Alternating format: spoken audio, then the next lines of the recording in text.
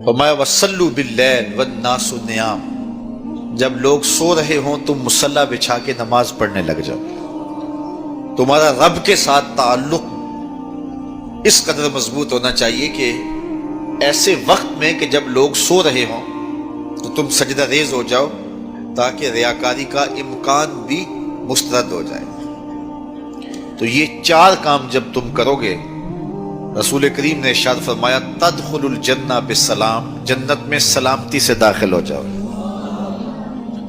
راستے کے جو مراحل ہیں، جنت کے اندر پہنچنے کے جو مراحل ہیں وہ بھی سلامتی سے طے ہو جائیں گے۔ قبر بھی، حشر بھی، میزان بھی، پلزرات بھی، سارے مراحل آسانی سے طے ہوتے چلے جائیں گے اگر تم یہ چار کام کر لو۔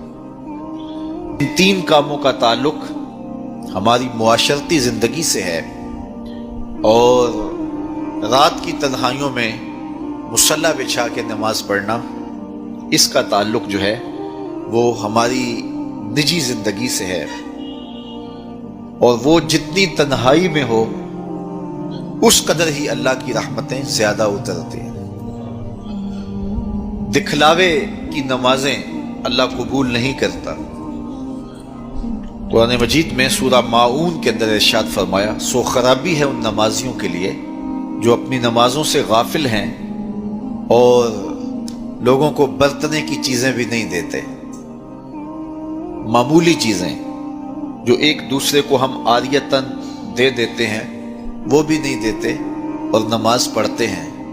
تو یہاں نماز کا ذکر موجود ہے، لیکن پہلے ہماری معاشرتی اصلاح ہونی چاہیے۔ ان تین چیزوں کا خاص طور پہ ذکر کیا گیا کہ تم سلام کو پھیلاؤ، تم صلہ رحمی کرو، اور تم لوگوں کو کھانا کھلاؤ، بھوکوں کی اور پیاسوں کی مدد کرو، تو تمہارا رب تمہارے اوپر راضی ہوگا۔ اور پھر رات کی تنہائی میں تم اللہ کے حضور مصلی بچھا کے نوافل ادا کرو۔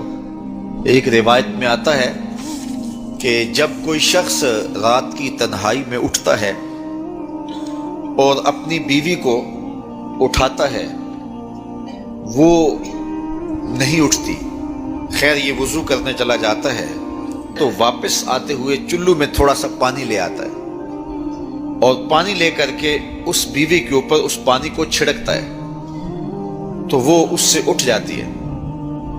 تو یہ مصلی بچھا کے نوافل پڑھنے لگ جاتا ہے، اور وہ بھی اٹھ کے وضو کرتی ہے، اور پھر وہ آتی ہے تو یہ نوافل پڑھ رہا ہوتا ہے۔ چارپائی کی دوسری سمت مصلی بچھا کے وہ بھی نوافل پڑھنے لگ جاتی ہے۔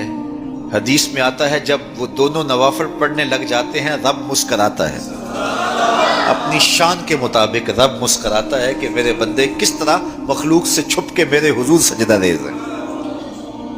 تو راتوں کی تنہائیوں میں جب لوگ سوئے ہوئے ہوں تو اس وقت سجدے کا ویسے لطف بھی اپنا ہی ہوتا ہے، چونکہ کوئی دیکھ رہا ہو تو کئی طرح کی باتیں ذہن میں آئی جاتی ہیں، لیکن تنہائی ہو، اندھیرا ہو، کوئی دیکھ نہ رہا ہو تو پھر اس کا اپنا لطف ہوتا ہے، اور سحری کے وقت اٹھ کے نماز پڑھنے کا سرور بھی اپنا ہے۔